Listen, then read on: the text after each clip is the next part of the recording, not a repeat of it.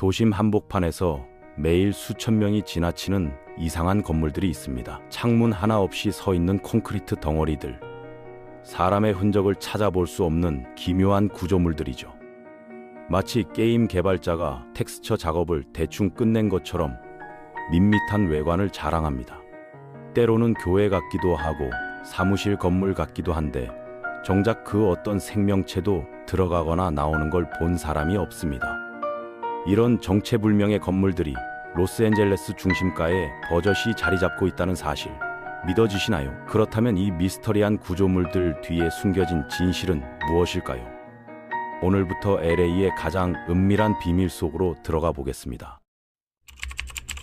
겉보기엔 유대교 회당처럼 보이는 이 건물, 사실은 전혀 다른 목적으로 세워졌죠. 사무실로 위장한 저 구조물 안에도 책상 하나 놓여 있지 않습니다. 희망의 탑이라 불리는 이곳은 예술 작품이 아니라 완전히 다른 용도로 만들어졌어요. 그리고 저기 보이는 베벌리 센터는 분명 쇼핑몰이지만 동시에 거대한 위장막 역할도 하고 있습니다. 이 모든 가짜 건물들의 공통점은 무엇일까요? 바로 지하 깊숙이 묻힌 검은 황금, 석유를 감추고 있다는 겁니다. 놀랍게도 지금 이 순간에도 LA 도심에서는 석유 채굴이 활발히 진행되고 있습니다. 이 모든 이야기는 약 130년 전 한 남자의 절박한 도전에서 시작됐습니다. 1892년 어느 뜨거운 여름날을 상상해 보세요. 먼지 날리는 비포장도로 판잣집 천막촌이 있었습니다. 그 속에서 마지막 희망을 붙잡고 있던 에드워드 도이니라는 사람이 있었어요. 도이니는 평범한 상인이 아니었습니다. 미국 지질조사소에서 일했던 전문가였죠. 블랙힐스부터 애리조나까지 서부 전역을 누비며 광물 탐사에 몰두했던 탐험가였습니다. 광업과 소규모 부동산 투자까지 손대지 않은 사업이 없을 정도로 열심히 살았어요. 하지만 매번 성공 직전에서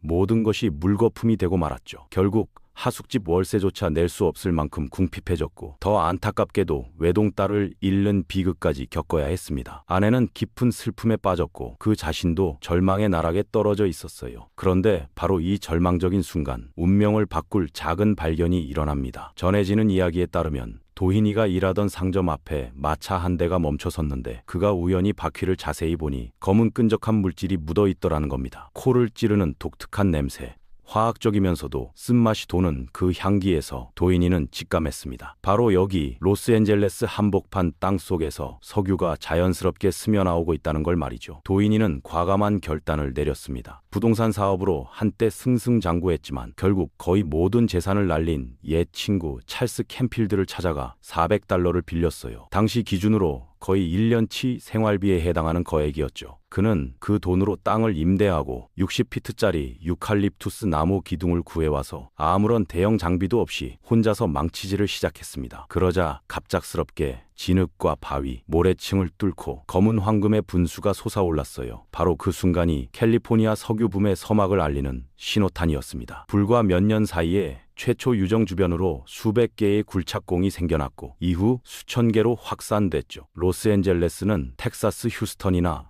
해상 시추선보다 훨씬 일찍 미국 석유 산업의 중심지로 발돋움했습니다. 에드워드 도이니는 캘리포니아 석유 사업으로 수백만 달러를 벌어들인 선구자 중 한 명이 됐어요. 제국을 건설하고 공장을 세우고 철도를 깔고 정치적 인맥까지 구축했습니다. 하지만 그의 성공담에는 어두운 그림자도 있었어요. 1921년 미국 내무장관 엘버트 폴에게 10만 달러를 대여해준 일이 있었는데 이게 사실은 위장된 뇌물이었습니다. 나중에 티팟 돔 스캔들로 불리게 된 20세기 초 최대 부패 사건 중 하나였죠. 도희니는 훗날 영화 데어 윌비 블러드의 모델이 되기도 했는데 약탈적이고 냉혹하며 편집증적인 석유 재벌의 전형으로 그려졌습니다. 1년 뒤 석유 산업에 또 다른 전설적 인물이 등장했습니다. 에마 서머스라는 피아노 선생님이었어요. 그녀에게는 투자자도 없었고 오직 강철 같은 의지와 예리한 통찰력만이 있었습니다. 가진 전 재산 $700를 들고 도히니 유정에서 몇 블록 떨어진 현재 다저스 스타디움 북서쪽 1마일 지점에 투자했죠. 에마는 직접 굴착 현장을 지휘하고 계약을 협상하고 인부들을 고용했습니다. 어려움에 부딪힐 때마다 또 다른 유정을, 그 다음 유정을 계속해서 외상으로 파들어갔어요. 그녀는 후에 이렇게 회고했습니다. $1 빚을 지게 됐을 때도 언젠가는 그 빚을 갚고 은행에 더 많은 돈이 쌓일 거라고 확신했어요. 실제로 그녀는 훨씬 더 큰 부를 축적했지만 멈추지 않았습니다. 몇 년 후에는 50개의 유정과 석유 회사를 소유한 업계 거물이 되었죠. 여성에게 참정권조차 없던 시절에 그녀는 석유 여왕이라 불렸습니다. 미국 최초의 여성 석유 재벌이자 사업에 천재적 재능을 가진 인물이었어요. 샌프란시스코 콜 신문은 그녀에 대해 이렇게 평했습니다. 에마 서머스 부인이 천재가 아니었다면 지금처럼 로스앤젤레스 석유 시장을 장악할 수 없었을 것이라고요. 그렇다면 이 산업이 호황을 누린 다음에는 어떤 일이 벌어졌을까요? 20세기 초반 로스앤젤레스는 급성장하는 신흥 도시였습니다. 1900년 캘리포니아의 석유 생산량은 400만 배럴이었어요. 하지만 1920년에는 7,700만 배럴로 급증했습니다. 비온 뒤 죽순처럼 석유 채굴업자들이 우후죽순 생겨났어요. 1920년대에는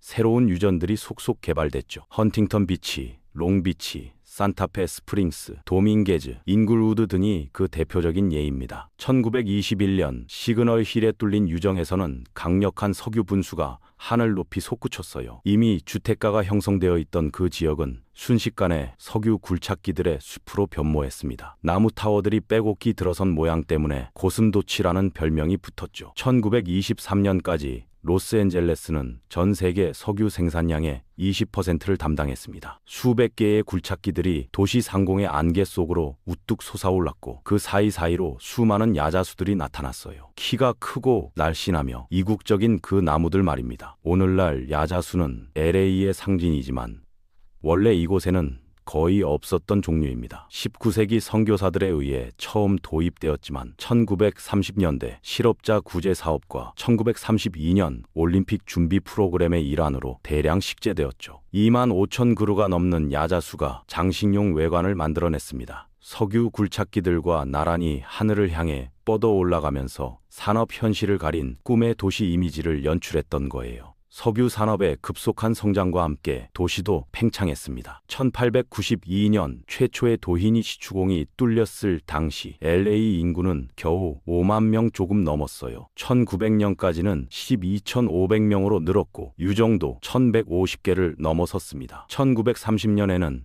인구가 이미 100만 명을 돌파했어요. 굴착기들은 주택가 뒷마당 곳곳에 보도 위 어디에나 서 있었습니다. 굉음을 내뿜는 연기와 기름 냄새, 그 어떤 필터링도 없이 말이죠. 그럼에도 도시는 계속 번영했습니다. 석유 굴착기들을 배경으로 저택들이 건설되고 새로운 학교들이 문을 열었으며 도로와 고속도로가 사방으로 뻗어나갔어요. 더 놀라운 건 할리우드의 성장도 석유 생산과 직접적으로 연결되어 있다는 점입니다. 이상하게 들리시나요? 초기 할리우드 투자자들 중 상당수가 석유 사업으로 거액을 벌어들인 사람들이었어요. 당시 영화 산업은 신선하고 유행하고 화려한 분야였습니다. 그래서 많은 이들이 음악의 매력에 투자하기 시작했죠. 석유 재벌들은 스튜디오를 설립하고 영화를 제작하고 감독들에게 자금을 제공했습니다. 그런데 모든 흐름이 역방향으로도 작용했어요. 영화 배우들은 엄청난 수입을 올렸지만 세금이 그들 소득의 절반을 차지했습니다. 하지만 거기엔 허점이 있었어요. 바로 석유 투자였습니다. 당시 법률에 따르면 유전 투자는 최대 27.5%의 세금 감면 혜택을 받을 수 있었거든요. 그렇다면 제작자들과 영화 배우들은 어떻게 했을까요?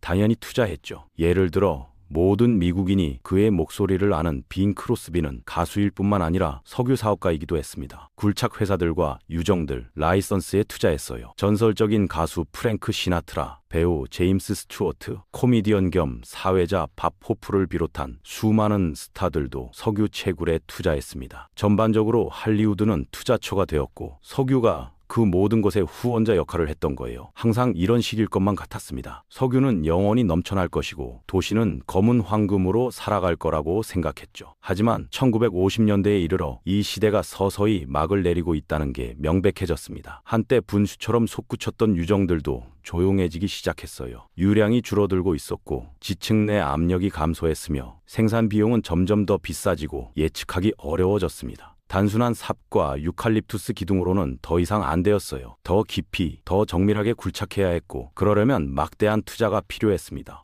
오래된 유정 유지는 수익성이 없어졌고 도시는 점점 더 커졌어요. 로스앤젤레스가 변하고 있었던 겁니다. 들판들이 조성되고 도로와 고속도로가 건설되며 꿈의 주택가들이 개발됐죠. 땅값은 날마다 더 비싸졌습니다. 사람들은 녹슨 파이프를 바라보거나 펌프 굉음에 잠을 깨고 싶어 하지 않았어요. 그들은 광고 속에서, 반짝이는 잡지 속에서, 꿈 속에서 살고 싶어 했습니다. 1970년대 LA 석유 생산량은 90% 감소했어요. 많은 굴착기가 철거되었고 유정들은 시멘트로 막혔습니다. 하지만 석유가 고갈된 건 아니었어요. 미국 지질조사소에 따르면 이 지역 지하에는 약 6,100만 배럴이 여전히 매장되어 있다고 합니다. 즉, 석유는 있는데 그 위에 학교나 주택가, 쇼핑몰이 들어서 있어서 채굴하기도 어렵고 비용도 많이 든다는 뜻이에요. 그렇다면 오늘날은 어떨까요? 지금 LA에서 석유를 발견한다면 부자가 될 수 있을까요? 수학적으로 계산해 봅시다. 오늘날 원유 평균 가격은 배럴당 약 65달러입니다. 이는 남은 6,100만 배럴의 이론적 가치가 40억 달러 조금 넘는다는 뜻이에요. 하지만 집 밑에서 매장물이 발견된다 해도 그게 당신을 부자로 만들어주지는 않을 겁니다. 뒷마당에 검은 황금 분수가 있다 하더라도 수백만 달러로 이어지는 길은 완전히 막혀 있을 수도 있거든요. 당신 부지에 석유가 있다고 해서 그게 당신 소유라는 뜻은 아니기 때문이에요. 캘리포니아에는 광물 채굴권에 관한 법률이 있습니다. 토지 표면권 소유가 반드시 그 아래 있는 물질에 대한 권리를 포함하지 않는다는 법적 개념이죠. 20세기 초, 특히 1920년대와 30년대에는 많은 회사들이 토지와 별도로 광물 채굴권을 매입했습니다. 지하 자원의 가치를 모르던 소유주들은 종종 이런 권리를 적은 돈에 팔았어요. 본질적으로 땅은 당신 것이지만 다른 사람들이 땅을 파고 인프라를 건설하고 자원을 추출할 권리를 가지고 있는 겁니다. 따라서 자신의 땅에서 석유를 발견하더라도 그 밑에 묻힌 석유는 오래전부터 쉐브론이나 1920년대 사모펀드의 소유였을 가능성이 높아요. 하지만 그 땅과 지하권이 모두 당신 소유라고 가정해 봅시다.